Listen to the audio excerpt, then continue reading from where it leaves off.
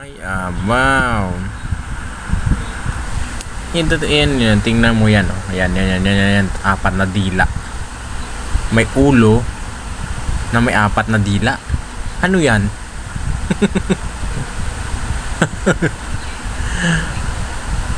Hello, Saint Braille O6.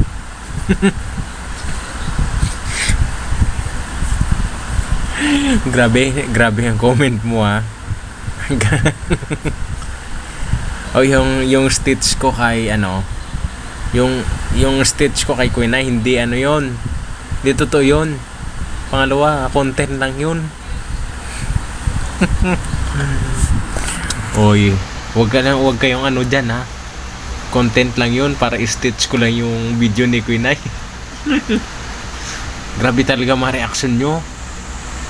Napaka bucin nyo da. Ang stitch ko doon kay Queen ay is enjoy lang. Pero ginagawa nyo seryoso, ha. Bucin nyo. Do sa kayo? O, diba? Kahit tatanungin mo si Queen ay sa stitch niya, friend kami niyan. Parang nagagalit ko pa sa stitch ko kay Queen ay,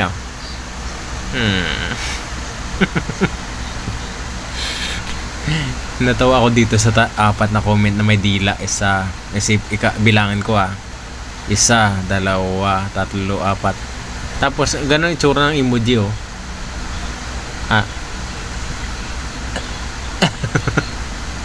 Apat na dila. Butsin nyo. Damo ko muna balaan ng mga comment din.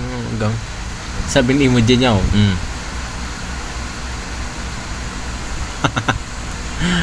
Ay nako, mga Pinoy kamo. Dami mga pinagagagawa, eh. But sa akin, lang to, content lang. Walang sama ng loob dyan, ha. Hindi naman ako kunay friend kami niyan. Tapos kayo puro loko-loko kayo dyan, ha. Ano pinagsasabi nyo? Busin nyo. God bless and more power. Hope na safe ka. Joke lang sa akin. God bless.